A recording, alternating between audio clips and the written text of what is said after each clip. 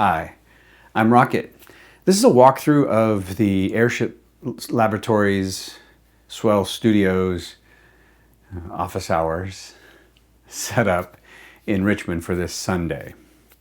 This is pretty rough right now, so I haven't polished this at all, but I wanted to walk through some of the network connectivity, some of the systems involved, and really start talking about comms, because that has got me the most anxious right now. So this is an area in which I don't have a huge amount of experience.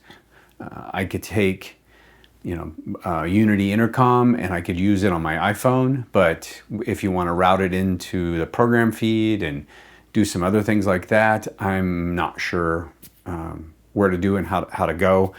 All the computers are Dante enabled that are involved. They all have loopback. So if either of those need to be involved here, happy to work through that. We have a Zoom room that we also have the Pro AV controller on, so we can do some interesting things there. But I'll go ahead and walk you through the setup just to give you an idea of what's going on. So first of all, we have Marcia in Omaha, who will be connecting into the Zoom meeting for this show. She has a 1ME control panel that is connected to a Ubiquiti or Unify Express 7, which is a little router. It's got internet on one side, local LAN on the other, Wi-Fi 7. Pretty powerful little device. And we ended up through a series of rather challenging, painful, but ultimately working decisions. Went with the Ubiquiti's Site Magic VPN solution. This allows you to connect multiple Unify systems together, Dream Machines. There's a certain level of Dream Machine that you have to have involved. The challenge is the ones that we have the most of, the Express, the baseline Express, doesn't have the right operating system level, so I'm assuming it's not powerful enough to do this. So we can't take the Express. We ended up getting an Express 7. Here nor there, just one of those little side tidbits to think about if you ever encounter a situation where you think, hey, I can get the cheapest Ubiquiti device out there that could act as a router and hook it up in this way, and you can't. Okay, I'll take the quick aside here and say the reason that we ended up doing it the way we're doing it is because the Airship Studios network is double natted. It may even be triple natted, but for sure it's double natted, and that prevents a public-facing IP address being available for the Ubiquiti hardware. And if you don't have a public-facing IP address, whether that's static or DHCP, it has to be public-facing. You have to have all this port forwarding and other things enabled. We don't have access to the systems that allow that to happen. So I had to take an aside and take my studio here and turn it's into the public-facing IP address and make it the hub. So that's why it's called the Rocket Studio Hub. And so Marcia's UX7 connects to the hub, the Airship Dream Machine connects to the hub, and they can see each other. It's not ideal. It is fragile because I'm a single point of failure. I would need to find another resource out there that allows that could be a public-facing IP address that we can make as a backup, do a few other things like that. And then it becomes a matter of permissions, right? So I have permission to all three of these, so I can make that connection. So we'd have to set up alternate users and do all this kind of interesting thing. And it's one of those things where I'm like, ugh. One of the requirements was that, so I could do tail scale, clearly, and I, without knowing a lot about the 1ME panel, other than I think it is only through Ethernet connections that it can talk to the main system. So therefore it needed to have an Ethernet connection. I could have had a second device, a Raspberry Pi or something, and sent that to her, and she could have plugged into that somehow. I was just like, that was not on my list of things to do, and I made this work for now. So I'm going to put that to the side. That's just that's something that is there that we need to untangle and find a more clean way, because I really wanted Airship to be the main hub. I really wanted her to connect directly to this, and that's just not possible today. I did go down the path of AWS has a software-defined WAN solution, so I started looking at that, and that made it even more complicated. Partly because each of these devices needs to have some. It's not a hub and spoke model. It's a hub with routes. So you have to have publicly addressable systems at the edge. Anyway, so we're gonna move on from that. It's an interesting challenge to solve later. Okay, so she's gonna connect into Zoom. We're gonna have people watching the show that are gonna dial into the Zoom meeting. That's possibly how it's gonna work. We're gonna see. And here's a handful of, so when it comes to, so let's finish that and I'll come back to the requirements and we can talk through that. Okay. So inside of the Airship studio, we have a Zoom room, Mac Mini. It's Dante enabled. It's got a Decklink Duo 2 connected to it, and it's got 4 outs from the ATEM 2ME. And we're gonna send 2 multi-views, program, and behind the scenes. At least that's the theory at this point. Okay, we'll see how that all goes. And so we'll work with Marcia on what does she want to see in the multi-view? Does she want to see the cams? Does she want to see program? You know, we'll figure all that out. I figure program and behind the scenes, this can be people who are watching, they can pin what they want to see. And so if they want to, you know, and they can navigate, they can see all 4 video feeds. The other part of this is in the audio, in the live room, everything is now going to be Dante enabled. So we're going to have physical connections that route up to a Pro Tools rig that Elot is running. And that's going to be Dante, able to send and receive Dante on to anywhere on this network. And so we've got the Zoom room has got Dante. So we'll definitely send the program feed, at least I think we will, because you want people to hear, the people watching to hear that. And then you'll have the microphones and instruments and all that kind of interesting stuff going there.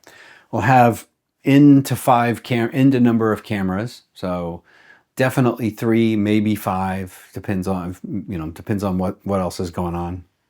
At the same time, we have a command and control Mac Mini. It's Dante enabled. It has the Unity app installed. And here's where things start to get interesting when it comes to routing comms. So we'll have 1, 2, 3, that's probably as many. We'll probably have a couple of lock-off shots, but we'll have at least 2 or 3 people you know, as operators. They need to hear what's going on because Marcia is going to be directing them. And so there was like 2 or 3 options. So I started thinking about the requirements of this.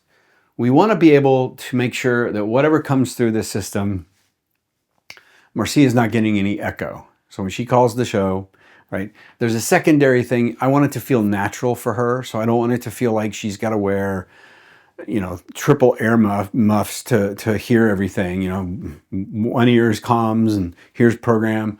I kind of want to make it feel natural. Now I'm sure she's used to that, possibly. I don't know. She's in some pretty high-end things where, you know, here's one thing and you've got control of your world. So I want it to feel like that for her. I also want to make sure that we get, if we can, the preference is to get an ISO of her feed. So we can pluck that off and make sure it's part of the package. I'm working on ways to capture all of the camera feeds.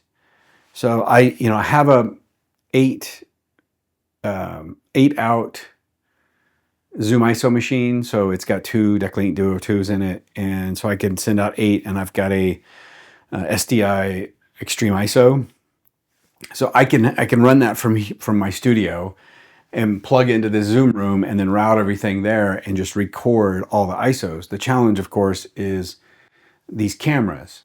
So for sure, we're going to capture records in the cameras, but wow, wouldn't it be nice to have, we'll call them proxies, as part of those records from a Zoom ISO machine that we could quickly package up and make that available to do the looping, you know, test thing. So we have, just like we do, like Guy's doing with the meeting with the eight participants or 10 participants. And same kind of thing would be the theory behind that. We'll also want to make sure that we've got program in both the Zoom room and Unity. So, because in the room, the camera ops need to hear the music, what's going on, because without it, there's no tempo, there's no beat. They don't know what they're doing. They're just hearing Marcia say what to do, start and end. Not a great experience. I've been there and been on that side of it. And I definitely want to make sure the camera ops have some kind of program feed coming through. Then any communications with the crew, we want to make sure it's two-way. So here's where I'm at. This is the beginning of the whole situation. So one of the ideas is I'm going to go from what I think of as the simplest to the most complex. So the simplest, I would think, is to everybody, instead of getting Unity, everybody's on Zoom. So all these people, they all just connect into Zoom. They're getting program feed. It's a couple of seconds off, but it's close enough that they're there. And it's what Marcia's getting. Okay, so that's an idea. Now then all of a sudden this Zoom meeting needs to have a bit more controls around it, like muting and unmuting can only go to certain people. So we need to make sure everybody who's on crew gets co-host or something similar so they can unmute. And then we turn the meeting where the participants can't unmute and all that kind of fun business. So that's kind of the most basic. And I'm okay, fine. Okay, fine. The next one is, let's use everything in Unity. So Marcia's on Unity and we're feeding through Dante into this Command and Control Mac Mini. We're feeding program into it. And then everybody is on here. And then this Mini routes out to Zoom. And there you go. The thing that's got me concerned about that is if I route this out to Zoom, we got to make sure that all that she's listening to, all that Marcia is listening to is Unity, and this is only for video to her, right? So she can turn down her speakers, turn off her microphone, all that kind of fun business, so that she's not getting any echo and she's just seeing what's happening from the room. So that's probably the second simplest answer, and probably has more of a natural feel to how crews operate. Okay, so there's that. The next one is a combination of Zoom and Unity. And this is, I get really kind of twisted up a bit here. So Marcia is calling the show in Zoom. She's getting the program feed. We use the Pro AV, we take her, send her to a specific Dante audio channel. We send that to Unity, and so everybody's hearing that. We send everybody back to here, to that Unity app. So everybody's in communication with her. And then program feed goes into the Zoom room. And then program feed goes into the Unity app. This feels more complicated and it feels a bit more fragile. It may be the one that everybody knows and I'm the one catching up. So that's where I'm at right now. And I can feel this, and I've got Kevin and Alex working on setting me up with a Unity login, a couple of Unity logins, so I can start testing this between now and Friday, and at least understanding what's possible, because the Unity app on Mac is new to me. I'm okay with loopback. I'm okay with Dante routing. I'm okay with with the Zoom room stuff. I'm pretty good with that. And so that's where it is. And just wanted to put this out there. It's a little bit longer than I expected. And there's probably a handful more of comm requirements that I don't know about, that I haven't been part of a show like this. And you know, there is a third thing that I didn't even put up here, or X number of thing that I put up here, which is a feed out to an encoder, which would likely go out to YouTube or somewhere. And I am still got a lot of questions about that. Is that, you know, how do I get audio to it? You know, is it Dante native, or do I need to have some other kind of physical routing of audio to it? And well, that cliff's over there, and I haven't driven that way, so I'm gonna be driving that way on Friday, so we can figure that out. So, all right, with that, I'm Rocket. This has been another Whiteboarding with Rocket.